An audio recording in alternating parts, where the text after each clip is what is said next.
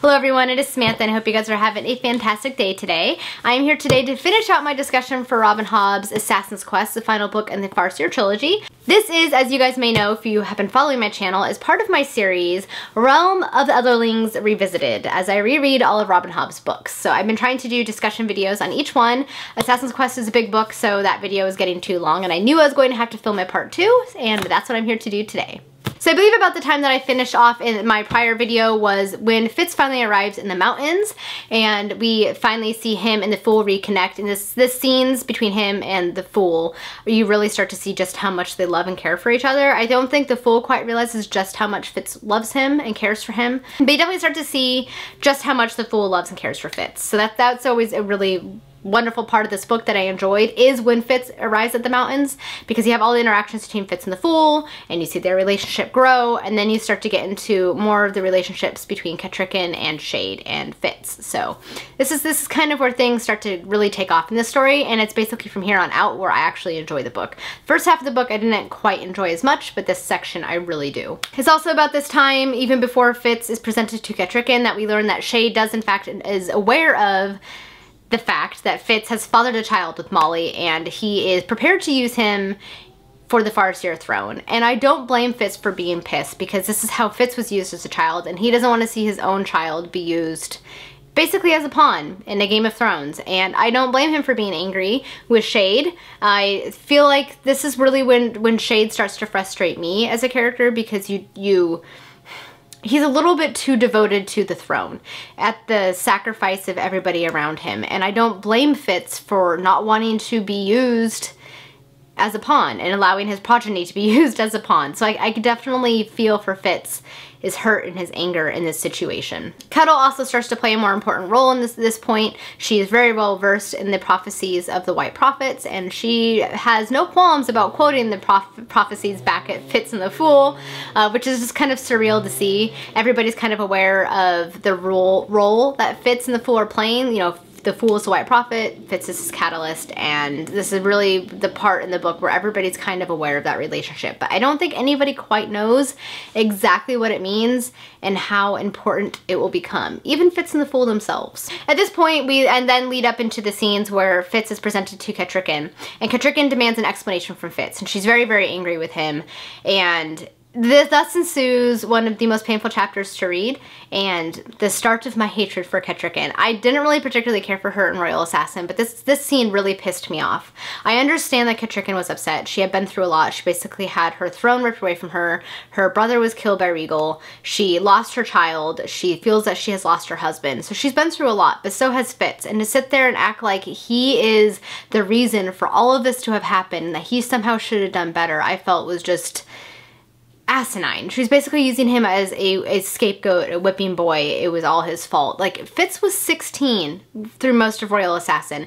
You were expecting a 16/17-year-old to make all of these really important decisions for a kingdom, and you felt he should have done better. Like, he was basically still a child. And you're gonna sit here and you're gonna berate him and not even really care all that much about everything that he suffered for the Farseer throne. He was tortured. He basically died, and he has basically lost his mind and his soul to the body of the wolf. And you want to sit there and act like he should have done better and still use his child, and under the awareness that she could go through the same type of experiences that Fitz did. And not only that, but you're willing to take a child from another woman. Like, I don't know why this whole chapter frustrates me so much. It's just how stubborn and somewhat cruel she was to Fitz in this scene. And she does kind of apologize later on. I think as she gets older, especially in the future books, she starts to realize how her actions really affected Fitz. But this section in particular I find very, very hard to read, and just the tension and the anger between these two characters is really, really difficult to just kind of digest. So after this interrogation with Catrican, we eventually move into the Fool, Kettle, Catrican, and Fitz and Starling setting out to go and find Verity. And so thus ensues kind of some chapters that are a little bit sluggish to get through. They're a little bit repetitive. They're on their way to find Verity, Verity. They're on the skill road. This road is obviously built by the Elderlings, and they believe it's going to lead them to the Elderling cities. And it is about this point where things start to get a little bit exciting though, because we first encounter the skill stones. These are these pillars allow Fitz to travel to different locations. He accidentally slaps his hand on one, and he is transported to a city that he remembers seeing through dreams he's shared with Verity. And so he's perusing this city, and he sees all of these lost relics. He's able to touch the walls, and these walls bring like past scenes, the scenes from the past to life, and he's able to glean a little bit more about the Elderlings and the fact that dragons in fact once existed, because he has all these visions. Little bit by little bit on this journey to the quarry that Verity is at, we start to learn a little bit more about the Elderlings, things that are expanded upon in future novels. You're left with a lot of questions in this one, but you definitely get a lot of answers in the future books. A lot of what I want to talk about in this section of the book is actually going to be spoilers for future books. I'm going to save that conversation for a little bit later in this video, my spoiler section. So at this point, we're just going to kind of skip ahead to the end of the book. So the end of the book is very epic. I would say the last 150 pages is probably the best section of this book. A lot of things start to happen. They encounter Verity. Verity's basically putting his life and soul into this dragon he is carving. He still doesn't know how he's going to wake up those dragons in that dragon garden. They encountered all those old stone dragons carved by past skill users. We learn that Kettle is in fact a 200-year-old ex-coterie member. She had the skill burned out of her when she killed her twin sister, so her story is very tragic and kind of heart-wrenching.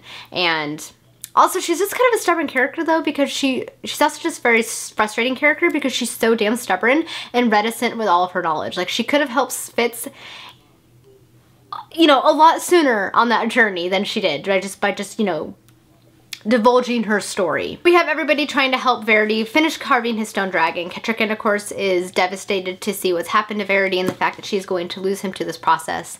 And thus ensues one of the more awkward scenes I think I have ever encountered in Robin Hobb's books, and it's basically when Verity takes over Fitz's body. Through the use of the skill, he puts Fitz's soul in his body, and he puts his soul in Fitz's body. And then he goes and sleeps with Kettricken so that, you know, they can have an heir and a child. And I don't know why, it's just so uncomfortable, that scene. It's like, because everybody's kind of aware of what's going on, and basically Fitz is going to be the father of the child, but not really, because it was Verity's. There is a spider on my ceiling. Fuck.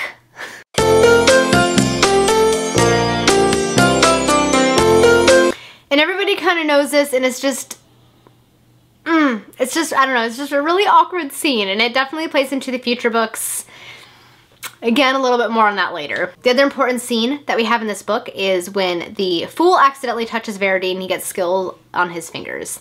And this becomes so much more important later on, but this is where it all starts. And so the fact that he has the skill, that silvery skill magic on his fingers, leads to a lot of future events in the later books. It's very important.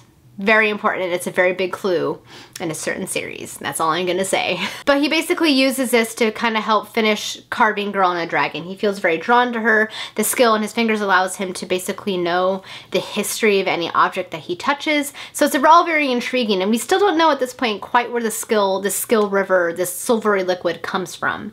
And so it's all very, very intriguing, and there's a lot of questions you're asking yourself, and it's all very exciting. And unfortunately, Robin Hobb doesn't quite answer them in this book. The other thing in this section that really, really bugs me is how Starling acts towards the Fool. She feels like he is a woman and he's hiding his gender, and this really bothers her, and she's basically just treating the Fool like shit, and it really, really bugs me that it bothers her so much. Like, it shouldn't matter what gender the Fool is, which was what the Fool himself ends up telling Fitz. Like, it doesn't matter.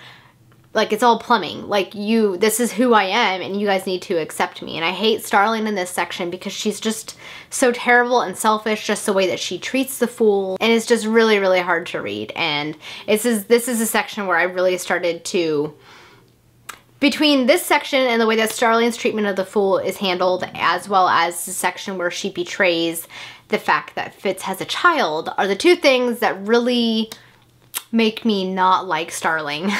So we're gonna kind of fast forward to the end of the book. The end of the book is very epic. If you've read the story, you'll know what I'm talking about. Fitz is able to figure out how to awaken the stone dragons with the use of blood and the wit, and the dragons all rise. Verity's dragon is finished, and they take off to save the 6 duchies from the Red Ship Raiders successfully. So the kingdom is finally safe, and in the process, after everybody leaves, Fitz is on his own because he decides he's gonna live his own life.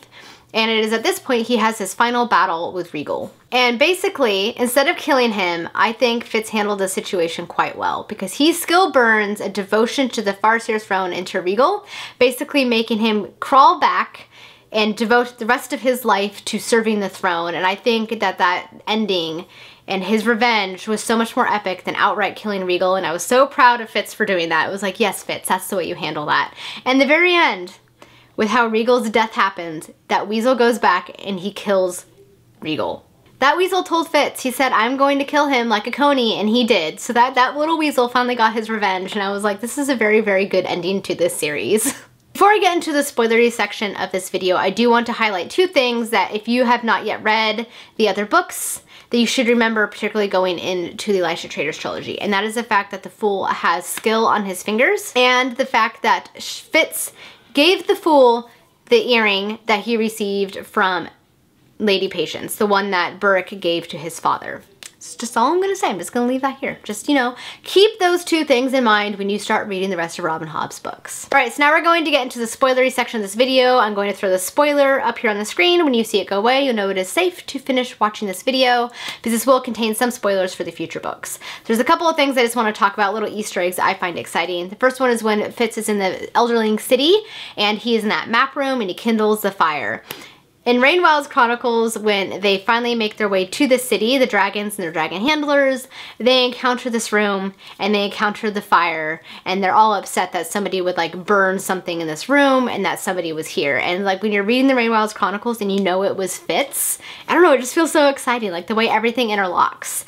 I just love it so much. I love her little Easter eggs like that. Another thing that I want to talk about is the hints that we have of how the Fool left Fitz. He has his earring, his fingers are silvered with a skill, and then when you're reading the Liveship Trilogy and you get little hints that Amber is the Fool, these are the clues that lead you there, because Amber is always gloved. At some point in Mad Ship, she mentions a certain earring which looks like a blue gem in a net, and the fact that Amber is really good at carving.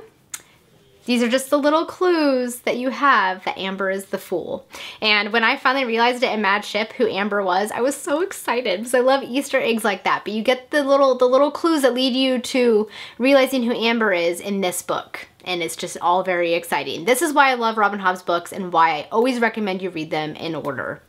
This is why. The other thing I want to talk about here is the prophecy that they mention in this book a few times of how the White Prophet is going to betray his catalyst. And they believe that this betrayal happens in this book when the Fool betrays Nettle's location to Regal and the Coterie. But you don't find out until the very final trilogy, the Fitz and the Fool trilogy, that this prophecy was actually concerning the Fool betraying the location of B. The fact that B is another White Prophet, and through the torture of his people, he reveals the location and where she is at, which they mention in that last book. That's why he's apologizing. I believe, if I remember correctly, it's been about years since I read it. He even tells Fitz, I thought that that prophecy had to do with Nettle, but I see now it had to do with B. And so when they all think it has to do with Nettle and you're sitting there like, it's not, it's B. And like, you just know what's going to happen like 40 years down the road. It just makes the story so much more epic. This is why I like rereading books, because you see all these little Easter eggs.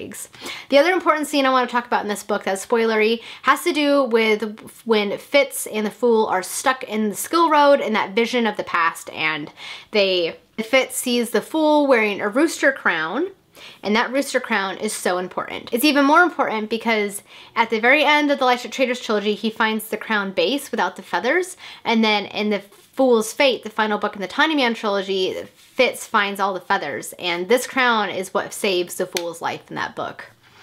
And this is the first hint of it. And so it's so much more poignant when you're rereading the book and you see them have this vision and how important that vision is going to be to them in the future. You find out what this crown is, what it means, and it's also epic. And again, this is why I love her books, because there's so many little clues and Easter eggs spread out and linked together, and I love it. All right, guys, that is it for my discussion on Assassin's Quest by Robin Hobb. I had a really hard time filming this particular discussion video. I feel like it was very rambly and all over the place, so if you watched both of them, thank you for sticking with me. I'm sure I missed a lot of things I wanted to talk about because this is a 1,000-page book and there's a lot going on, but hopefully I got most of my thoughts and feelings out. If you guys have read this book and this trilogy, I would love to know all of your thoughts, so please leave them down below, and thank you guys so much for watching. Hope you all have a wonderful day, and until next time, happy reading. Bye!